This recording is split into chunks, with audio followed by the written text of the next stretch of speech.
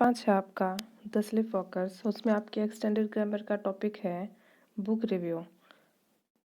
तो आपका क्वेश्चन है what is a book review, यानी एक बुक रिव्यू है क्या।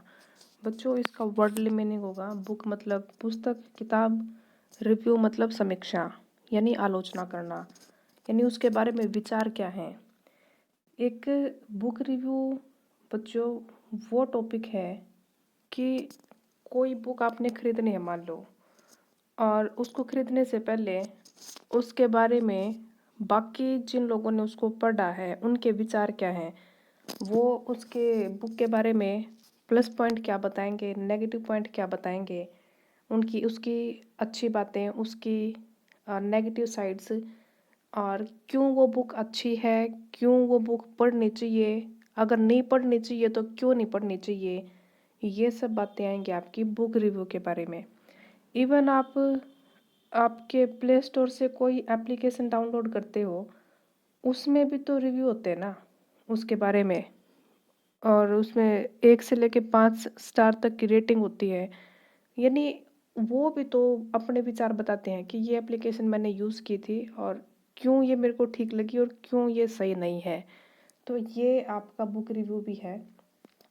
इसमें लिखा है बच्चों, a book review tells us about a book before we read it, यानी किसी किताब को हम पढ़ते हैं, उसको पढ़ने से पहले उस किताब के बारे में जो हमें पता चलता है वो बुक रिव्यू में बताता है। When we visit a book shop, यानी कोई किताबों की दुकान पे हम जाते हैं, तो we find a number of books displayed and are usually faced with the difficulty of choosing good book to read।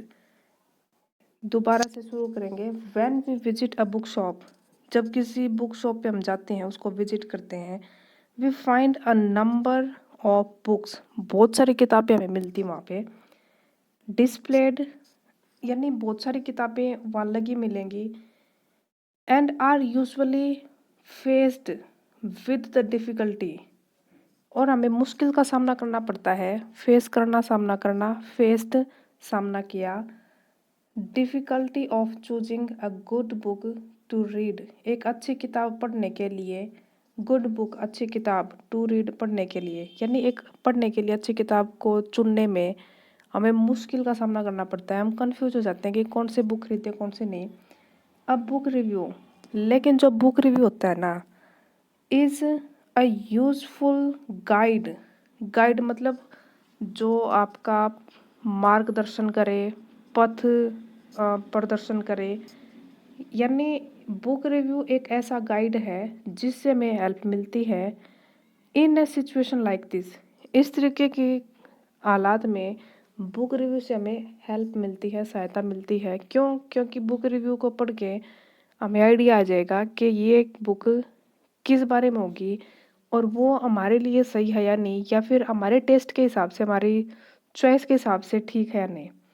अब book review basically let let's other people know whether he oblique she liked a book or not and why in this same way। बच्चों, Y तक ये sentence, यानी एक reviewer है ना जिसने review लिखा है, बेसिकली लेट्स लेट्स मतलब करने देना, अदर पीपल दूसरे लोगों को जानने देता है। लेट अदर पीपल नो, कि दूसरे लोगों को बुक रिव्यूअर ये जानने देता है वेदर, कि ही ऑब्लिक शी, यानी जो बुक खरीदने वाला ही हो या शी हो, लाइक्ड अ बुक और नॉट, यानी जिसने रिव्यू लिखा है उसने वो किताब पसंद आई या नहीं आई, एंड वाई, अगर पसंद आई तो क्यों आई, और पसंद नहीं आई तो क्यों नहीं आई। In this way he oblique she helps others choose good books at a book shop. और इस तरीके से जिन्होंने बुक रिव्यू लिखे हैं ना, वो हेल्प करते हैं दूसरों को कि वो अच्छी किताब अपने हिसाब से चुने एट अ बुक शॉप और इन अ लाइब्रेरी। जब वो किसी किताबों की दुकान पे गया हो खरीदने वाला, या किसी लाइब्रेरी में गया हो, बुक रिव्यू से हेल्प मिलती है कि वो किताब उसने लेनी चाहिए या नहीं लेनी चाहिए। Book reviews are regularly published in newspapers and magazines. आमतौर पे क्या होता है, बुक रिव्यूज़ को पब्लिश किया जाता है न्यूज़पेपर्स में यानी अखबारों में, समाचार पत्रों में या फिर मैगजीन्स में, to let people know about new books, नई किताबों के बारे में, ताकि लोगों को पता चले, एंड देयर मेरिट्स और डीमेरिट्स। मेरिट्स मतलब अच्छी बातें, अच्छी क्वालिटी, डीमेरिट्स यानी उसके नेगेटिव पॉइंट्स। बच्चों मेरिट वर्ड है उसमें आपका उसके आगे डी लगा दिया। ये डी आपका प्रीफिक्स होगा या सफिक्स होगा। अगर आपको याद हो तो ये प्रीफिक्स है, और डी ऐसा प्रीफिक्स है जो उसमें जिस वर्ड के सामने लगेगा उस का मीनिंग नेगेटिव कर देगा। तो जी मेरिट्स आपके गुण और डीमेरिट्स मतलब अवगुण। चलिए, tips for writing a book review. एक बुक रिव्यू लिखने के कुछ टिप्स दिए गए हैं। टिप्स मतलब सहायता बिंदु जिसे हम कह सकते हैं। आगे लिखा है a good book review gives ample knowledge about the book to the readers. Ample मतलब भरपूर, प्रचुर मात्रा में। एक बुक रिव्यू है ना, वो रीडर्स को किताब के बारे में भरपूर मात्रा में नॉलेज देता है कि किस तरीके की किताब है। For writing a book good review, एक अच्छा रिव्यू लिखने के लिए, गुड रिव्यू लिखने के लिए, the reviewer should try to answer the following questions in his review. उसे अपने रिव्यू में निम्नलिखित क्वेश्चंस को आंसर करने की कोशिश करनी चाहिए। सीधी बात, उसको लिखना कोशिश नहीं करनी चाहिए, उसको इन्हीं का आंसर करना चाहिए। पहला है what is the book about, किताब किसके बारे में है, क्या के बारे में है। व्हाट इज सेकंड है what is the author trying to convey, जो आपके लेखक है ना उसने क्या की कन्वे करना मतलब मैसेज देना, अपनी बात एक्सप्लेन करना, क्या कोशिश की है, क्या मैसेज कन्वे किया है या मैसेज कन्वे करने की कोशिश की है। नेक्स्ट है third, what is the central concern or preoccupation of the book. भाई सीधी बात है, किताब क्या के बारे में है, मुद्दा क्या है किताब में, जो किताब आप खरीद रहे हो या फिर आपके हाथ में है, आपने वैसे देखनी है, वो उसका मेन उद्देश्य क्या है, किस टॉपिक को वो हाईलाइट करने की कोशिश कर रहे हैं। फोर्थ है वो इज़ द ऑथर, भाई लिखने वाला कौन है, उसका थोड़ा बहुत बैकग्राउंड का पता होना चाहिए, ताकि हमें आइडिया आ जाए कि ये लेखक इस तरीके की किताबें लिखता है और इस लेखक ने ये किताब लिखी है, तो हम आइडिया लगा सकते हैं कि इसकी पहले किताब इसी थी, तो इसमें भी लगभग कुछ ना कुछ वैसे वाला मटेरियल उसने ज़रूर लिखा होगा। फिफ्थ है how does this book stand in relation to the other books on the same topic. बच्चों एक ही टॉपिक के बारे में बहुत सारी किताबें आपको मिल सकती हैं कि दूसरी किताबें भी तो होंगी एक टॉपिक पे, और जिस टॉपिक पे ये किताब लिखी गई है वो कैसे अलग है और कैसे उनके समान है, कहाँ स्टैंड करती है, मतलब कितनी बढ़िया है दूसरी किताबों के दूसरी बुक्स के कंपैरिजन में जो उसी टॉपिक से रिलेटेड है। छठा है is the author able to convince the readers. Convince करना मतलब मनाना, आप कह सको हो। कन्विंस करना मतलब किसी काम के लिए सामने वाले को एक तरीके से मना लेने की सेंस में हम यूज कर सकते हैं इसको। Is the author able to convince the readers, के रीडर्स जो पाठक हैं, पाठकों को कन्विंस कर पाया लेखक। कन्विंस करना मतलब अगर रीडर्स ने, पाठकों ने किताब पढ़ के पाठक एक तो नुक में भी बहुत बढ़िया किताब, ठीक है हम सेटिस्फाई है, और एक नुक है या कोई किताब है हमने कोई पॉइंट कुछ बिंदु सही नहीं लगे, या फिर लेखक की बातें जो प्रेजेंटेशन है बुक में वो हमें सही नहीं लगी। अगर सही नहीं लगी तो वो कन्विंस नहीं कर पाया रीडर्स को ऑथर, और अगर कन्विंस कर पाया तो रीडर्स आखिर में सेटिस्फाई होंगे बुक को पढ़कर। नेक्स्ट है आपका 7th, can we call it a successful book? क्या हम इस पुस्तक को, इस किताब को, इस बुक को सक्सेसफुल बुक कह सकते हैं, एक सफल किताब कह सकते हैं? बच्चों, सक्सेसफुल बुक कौन सी होगी? कौन सी ऐसी बातें हैं जो किसी बुक को सक्सेसफुल या अनसक्सेसफुल बनाती हैं? अपनी तरफ से सोच के देखो आप। कुछ बातें हैं जिन्हें हम कह सकते हैं कि जी ये बातें किसी बुक को सक्सेसफुल या अनसक्सेसफुल बनाती हैं। जैसे कि यह एक किताब बहुत बिक रही है, कुछ घनी बिक्री हो रही उसकी, तो हम कह सकते हैं कहीं ना कहीं वो पाठकों को वो किताब पसंद आ रही है। तो पसंद आ रही है तो बिक रही है, और घनी बिक रही है इसका मतलब कहीं ना कहीं सक्सेसफुल है। दूसरी, एक किताब को पढ़ने के बाद रीडर्स को लगे, पाठकों को लगे कि किताब अच्छी है, इसमें कुछ सीखा, या फिर जो बातें लिखी हुई है हम उनसे सेटिस्फाई हैं, कन्विंस हैं, सहमत हैं, एग्री करते हैं इन बातों से। और या फिर कुछ ऐसी बात, कुछ ऐसी इन्फॉर्मेशन इस बुक में है जो रीडर्स उसको नेगलेक्ट ना करें। जैसे आपकी क्लास में टीचर्स लगा लो, बहुत सारे टीचर्स आए होंगे, आगे भी आएंगे। कुछ टीचर्स को आप एडमिट करते हो कि जी ओके है, सही है, ये टीचर सही है, ऐसे टीचर होने चाहिए। और कुछ टीचर्स को आप टाइम लगता है एडमिट करने में, और उस टाइम के बाद भी आप कंक्लूजन निकालते हैं कि ना जी ये ना हो तो बेहतर है। अब आपको जब मैंने ये बात बताई कि कुछ चेहरे आपके सामने आगे होंगे दोनों बातों में, खैर एग्जाम्पल था ये। ऐसे ही आपकी बुक है और उस बुक के जो रीडर होते हैं वो भी किसी बुक को सक्सेसफुल या अनसक्सेसफुल तभी प्रूव करेंगे जब रीडर्स किसी बुक के साथ, उस पॉइंट के साथ एग्री करेंगे, कन्विंस होंगे। 8वां बच्चों, what is memorable about this book? बच्चों, वर्ड आ गया आपका मेमोरेबल।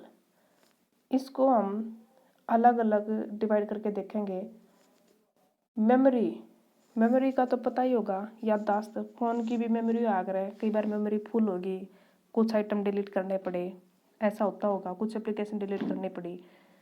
तो मेमोरी, याददाश्त, याद करना, है ना। एक हो गया लास्ट में इसके एबल, यानी लायक, कोई सक्षम होना। मेमोरेबल, याद करने लायक, याद रखने लायक। यानी 8वां आपका पॉइंट हो गया, what is memorable about this book? इस किताब के बारे में याद रखे जाने लायक क्या है? ये इसकी हिंदी होगी। यानी कोई किताब आपने पढ़ी, वो पढ़ के ये चीज़ ऐसी है जो याद रही आपके, जो भूले नहीं। फॉर एग्जाम्पल, किताब तो आप पढ़ते नहीं, मेरे को पता है। मूवी कोई देखते होगे, अरे तो खूब देख रहे होगे, लॉकडाउन में है। फिल्म देखो, कोई फिल्म ऐसी होंगी जो दिमाग पे छाप छोड़ जाए हैं। उनके कुछ सीन तो ऐसे हैं जो घने दिन तक याद आते होंगे, या फिर कोई बचपन में देखी होगी भी याद होगी, वो मेमोरेबल है, यानी याद करणीय है, याद करण जोगे हैं, याद रखण जोगे हैं, नु कैस कहाँ पा। नेक्स्ट पॉइंट है 9वां, what are the strengths and weaknesses of the book? भाई किताब की स्ट्रेंथ, मजबूती, स्ट्रेंथ्स, मजबूत पॉइंट्स क्या है, इसकी मजबूतियाँ क्या क्या हैं, यानी प्लस पॉइंट्स क्या क्या हैं, वीकनेसेस, कमजोरियाँ। अब किताब की कमजोरी नू तो है नहीं, अगर जरूरत बहुत मजबूत है या इसकी स्ट्रेंथ होगी, पेज इसके कमज़ोर हैं या वीकनेस होगी, ऐसा नहीं है। किताब की स्ट्रेंथ या वीकनेस उस किताब की क्वालिटी मैटर पे डिपेंड करेगी, या फिर कौन सी ऐसी अच्छी बातें हैं जो इस किताब ने एक अच्छी किताब बनावा है, और कौन सी ऐसी बात है जिस वजह से कहीं ना कहीं ये सक्सेसफुल बुक होने से रह सकती है या रह गई, या कुछ ऐसी बातें जो पसंद ना आए अपने पाठकों को, ये इसकी स्ट्रेंथ या वीकनेस होगी। 10वां है, would you recommend it to the readers? Recommend करना मतलब सलाह देना, सलाह तो नहीं कह सकते। मान लीजिए आपने किसी शॉप से कुछ कपड़े खरीदे, जूते खरीदे, वो जूते बहुत बढ़िया चले, किसी कंपनी के ला लो, किसी दुकान के ला लो। अगर वो बढ़िया चले तो हम दूसरा ने रिकमेंड करोगे कि जी फलानी फलानी दुकान पता हुआ मैं जूते लिए थे, इतने दर नहीं, टूटे बगाए दिए, तो थाम ब्यूड़े तो लियो, कहोगे कि नहीं। और मान लो कि ते कुछ खरीदा कपड़े या जूते, और वह आंधी टूट गए, पैट गए, और रंग लकड़ गया, और कुछ नहीं, कोई दिन नहीं चले, तो आपको लगेगा कि उस दुकान पर ना कदे जाऊँ और 10 मानसा नोनो को उड़ना चाहिए, और बढ़िया सामान नहीं मिलता। यानी रिकमेंड करना, दूसरों को कहना कि इस पे विचार करो भाई, सीधी बात है। यानी would you recommend it to the readers, readers को आप कहोगे कि आपने किताब पढ़नी चाहिए। अगर कहोगे तो क्यों कहोगे, नहीं कहोगे तो क्यों नहीं कहोगे। सीधी सी बात है, कहने की बात लिखी जाया करे, नू कोई नहीं लिखा करता क्या किताब ना पढ़ियो थम, और वेस्टेज है। अगर इसी वेस्टेज लगी होती तो वह बीच में किताब ना छोड़ते, पूरी किताब पढ़कर रिव्यू देने की जरूरत नहीं थी। ये अंडरस्टैंडिंग की बात है। नेक्स्ट है आपका the answers to these questions. इन क्वेश्चंस के जो आंसर मिलेंगे ना बच्चों आपको, will comprise a good book review. इनके आंसर लिख दो, वो एक अच्छा बुक रिव्यू हो गया। क्वेश्चन लिखने की जरूरत नहीं, क्वेश्चन अपने दिमाग में रखो और सीधे सीधे इनके उत्तर उत्तर लिखते जाओ। समय वाला नबेरा लग जाएगा कि ये बुक रिव्यू बढ़िया है, और इसमें अगला न अपने आंसर मिल जाएंगे कि उसने किताब पढ़नी चाहिए अगर नहीं पढ़नी चाहिए। बस इन अदर वर्ड्स, दूसरे शब्दों में, ये क्या है आगे, A reviewer needs to convey the following। एक रिव्यूअर ने, यानी ER लग रहा है बच्चों, ER मतलब करने वाला, टीच पढ़ाना, टीचर पढ़ाने वाला, रीड पढ़ना, रीडर पढ़ने वाला। ये इसमें नहीं है, वैसे बता रही हूँ, कुछ वर्ड्स हैं। टीचर हो गया, रीडर हो गया, इब रिव्यू हो गया, रिव्यू का भी ER लग गया, यानी रिव्यूअर जो रिव्यू लिखता है, रिव्यू करने वाला, needs to convey the following, उसको क्या करना चाहिए, नीचे कुछ पॉइंट्स हैं उनको कन्वे करना चाहिए, उनको मैसेज देना चाहिए। पहला है इंफॉर्मेशन अबाउट द बुक, किताब के बारे में जानकारी देनी चाहिए, किताब क्या के बारे में है, क्यों कर है, किसने लिखी। इंफॉर्मेशन अबाउट द ऑथर, अगला ऑथर का ही है भाई, किताब और किताब लिखने वाला दोनों के बारे में इंफॉर्मेशन होनी चाहिए। बच्चों इसमें इतने ही पॉइंट हैं, इसमें किसी ने कोई दिक्कत हो बताओ, आगे के पॉइंट नेक्स्ट वीडियो में